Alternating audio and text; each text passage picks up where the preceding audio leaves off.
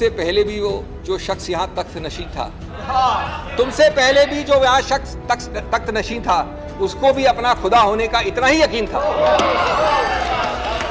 आज आप केंद्र में हैं, आज आप ट्रेजरी बेंच में हैं, कल कोई और होगा, ये कायम रहेंगे कि ये कायम आज देश और दिल्ली आपसे फुल स्टेटहुड नहीं मांग रहा है।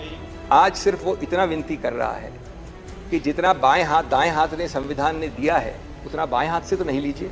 आपके मार्गदर्शक गृह मंत्री अडवाणी जी दिल्ली को पूरा स्टेटहुड जाने का बिल लाए थे। पल भर का तमाशा है, शोहरत की बुलंदी भी पल भर का तमाशा है। जिस डाल पे बैठे हो वो टूट नहीं सकती है। चेहरे पे सारे शहर के दर्द मलाल है। जो दिल का हाल है वही दिल्ली का हाल है, दुख और आक्रोश का हाल है। ए मेरी गुलज़मी तुझे चाहती एक किताब की, अब संविधान वाली किताब की बात कर रहे हैं। ए मेरी गुलज़मी तुझे चाहती किताब की, अहले किताब का मगर क्या तूने हाल कर दिया। ये काफिले वालों तुम इतना भी नहीं समझे, लूटा है तुम्हें रहजन ने रहबर के इशारे पर। ये उनके लिए सोचने की बात है जो इस बिल का समर्थन कर रहे हैं या समर्थन करने की घोषणा कर दी है। जो आज दिल्ली सरकार के साथ हैं, शायद कभी आपके पास भी जल्द ही आपके साथ भी ऐसा ही हो सकता है। सबका नंबर आ सकता है। उस वक्त जब नंबर आएगा तो आपको सिर्फ याद आएंगे मार्टिन न्यूमेलर के वर्ड्स। वो पुराने जाने माने शब्द हैं, लेकिन मैं दोहरा रहा हूं। First they came for the socialists and I did not speak out because I was not a socialist. Then they came for the trade unionists and I did not speak out because I was not a trade unionist.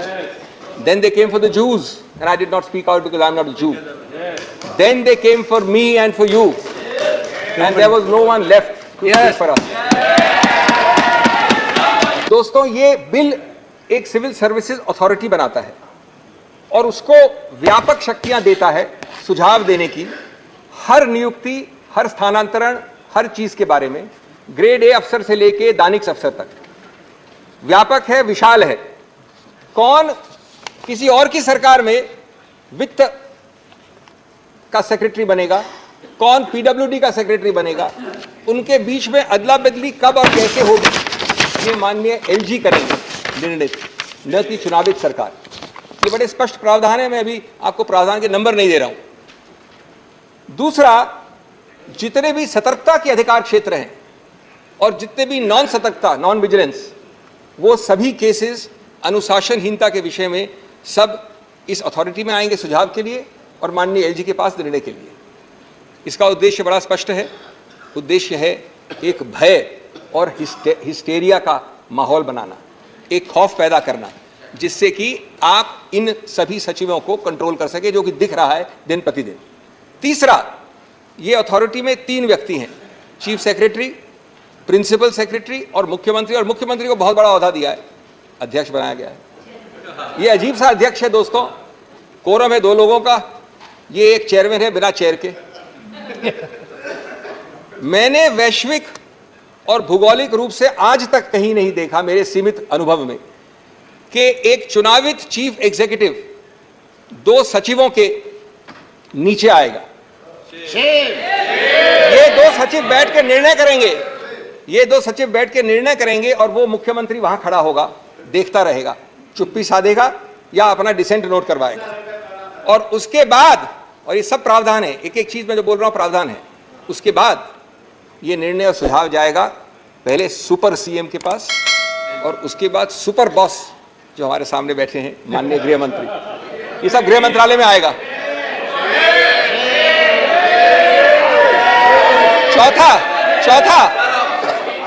चौथा दोस्तों, बाद में चौथा, जितने boards हैं, समितियां हैं, संस्थाएं हैं, वो सब, और इसमें बहुत हैं, महत्वपूर्ण हैं, अल्पसंख्यक संघ, Delhi सूरेज board, Delhi Jal board, so many, labour welfare board, Waqf board, ऐसे 20 की सूची हमने दी है न्यायालय में। उन सब की बजट बनाएगा ये एनसीटी सरकार। उनके काम होंगे एनसीटी के लिए, एनसीटी के लोगों के लिए, लेकिन उनके अध्यक्ष, उनके हेड को वहीं से अपॉइंट होंगे, सुपर सीएम या गृह मंत्रालय से।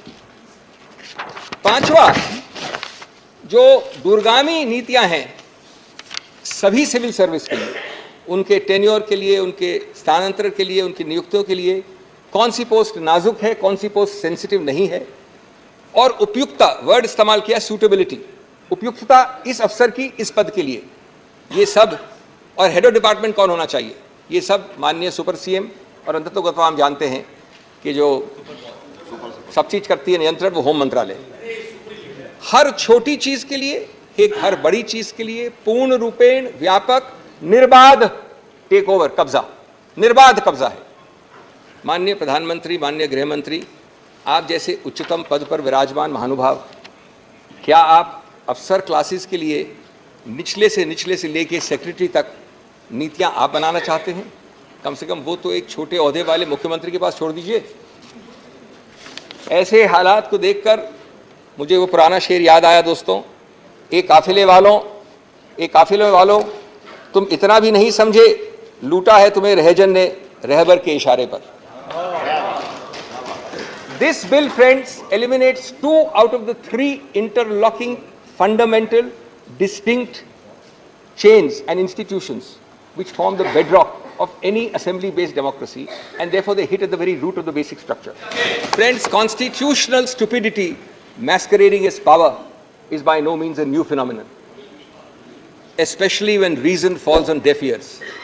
The result is always the same: जिहालत, हिमाकत और नफरत।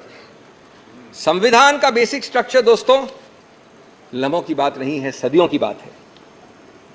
और अगर संविधान को सदियां सुनेगी, लम्हे नहीं, तो हम सबका उत्तरदायित्व बनता है कि हम उस संविधान की आवाज की हिफाजत करें, क्योंकि अदर नहीं तो संविधान चीख चीख कर कहेगा मुझे लम्हे नहीं, सदियां सुनेंगी, हिफाजत से मेरी आवाज रखना।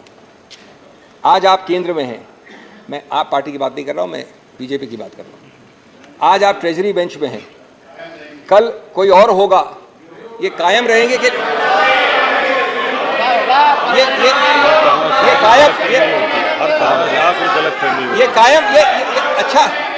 अच्छा किया आपने हस्तक्षेप किया, क्योंकि आपके कायम शब्द के लिए मेरे पास एक जवाब है। तुमसे पहले भी वो जो शख्स यहां तख्त नशीन था, तुमसे पहले भी जो यहां शख्स तख्त नशीन था, उसको भी अपना खुदा होने का इतना ही यकीन था। बल्कि बशीर भद्र को कृपया भूलिए नहीं। आप लोग सब जानते हैं उसको, मुझे भी कोट करते रहते हैं आप में से कई, बशीर भद्र को। उसने ही कहा था, शोहरत की बुलंदी भी पल भर का तमाशा है, शोहरत की बुलंदी भी पल भर का तमाशा है, जिस डाल पे बैठे हो वो टूट भी सकती है। तो इसलिए कायम शब्द का इतना अहंकार नहीं होना चाहिए। It is not only does this bill insult the people of Delhi, it insults the Supreme Court, it insults our intelligence. कभी दिल में ख्याल आता है कि जैसे 1935 वाले गवर्नमेंट ऑफ इंडिया एक्ट में चुनाव जरूर रखे थे, लेकिन पावर नहीं रखा था कुछ भी। क्या यही कॉलोनियल मॉडल का आप कार्यान्वित कर रहे हैं आज इस बिल द्वारा? हम आपको चुनाव दे रहे हैं, पद दे रहे हैं, लेकिन पावर नहीं दे रहे हैं। Is this not an illegal power grab through the back door? Yes. दोस्तों, ये सब प्रावधान जैसे क्लॉज 7 है और इस तरह प्रकार के प्रावधान कई जगह होते हैं, आम चीज है। लोगों की आवाज को ज्यादा सशक्त बनाने के लिए है, विकास और समृद्धि की गति और दिशा को प्रोत्साहित करने के लिए है, न कि वोट डालने वाली जनता को निहत्था बनाने के लिए, उसको बेबस करने के लिए। इस बिल ने ऐसे सभी उद्देश्यों को अपने माथे पे उल्टा करके रख दिया है। संविधान को इस प्रकार से विकृत करेंगे आप, तो परवीन शाकर के शब्द पूरी तरह से लागू होंगे। ए मेरी गुलजमी तुझे चाह थी एक किताब की। अब संविधान वाली किताब की बात कर रहे हैं। ए मेरी गुलजमी तुझे चाह थी किताब की, अहले किताब का मगर क्या तूने हाल कर दिया। Revised time given to you by the LOP was 1 second. Some of my friends here are prepared to donate some time. 30 minutes. You have left only 13 minutes for Mr. Chidambaram. 2 minutes more. So you will leave 11 minutes for him? Yes. Then there are other people to donate time to us. There are other people. On 19th May. One second. Important legislation रहने के ये जरूरी है कि बहस अच्छी हो रही है। बहुत दिन के बाद बहस अच्छी हो रही है, सभी लोगों को सुनने में आ रहा है और नॉलेजेबल है, तो आप कंसीडर करिए, आपके हाथ में है, और एक 10 मिनट एक्सटेंड कर दीजिए। Every minute used by you, doctor, will cut into the time of Mr. Chidambaram. No, initially both were given equal time.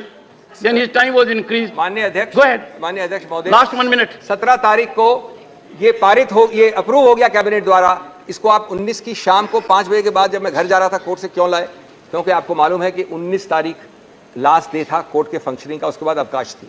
क्या you wait for 2 days fearful that the Supreme Court is sitting till 19th May? Is this not cheap tactics and chicanery at its worst? हमारी बात आप सुनते, मैं बस अंत कर रहा हूं 1 मिनट में। हमारी बात तो आप सुनेंगे नहीं, सुनते नहीं हैं। कम से कम अपने मार्गदर्शक मंडल की बात तो सुन लिया करिए, या कभी कभी उनसे बात करते हैं, पूछते हैं, उनको भी भूल गए आप लोग। मार्गदर्शक मंडल से बात कर लीजिए, क्योंकि आपकी सरकार, भारत रत्न अटल बिहारी वाजपेयी की सरकार में आपके मार्गदर्शक गृह मंत्री अडवाणी जी दिल्ली को पूरा स्टेटहुड जाने का बिल लाए थे। और जब आप 2 चुनाव दिल्ली के जीते इस मुद्दे पे कि दिल्ली के पास पूरा स्टेटहुड होना चाहिए, तो मदन लाल खुराना जी, आपके पूर्व मुख्यमंत्री, ने कहा था, quote, full statehood for Delhi is the remedy for all its ills. आज देश और दिल्ली आपसे फुल स्टेटहुड नहीं मांग रहा है। आज सिर्फ वो इतना विनती कर रहा है कि जितना बाएं हाथ दाएं हाथ ने संविधान ने दिया है, उतना बाएं हाथ से तो नहीं लीजिए। इतनी छोटी सी विनती कर रहा है। जहां तक दुख और आक्रोश का सवाल है, ये एक दुखद और खतरनाक प्रस्तावित कानून है दोस्तों। अंत करूंगा मैं ये कहकर कि ये दिल्ली के बारे में शेर बिल्कुल उपयुक्त बैठाता है ये बिल, ये प्रस्तावित कानून। चेहरे पे सारे शहर के गर्द मलाल है, जो दिल का हाल है वही दिल्ली का हाल है। दुख और आक्रोश का हाल है।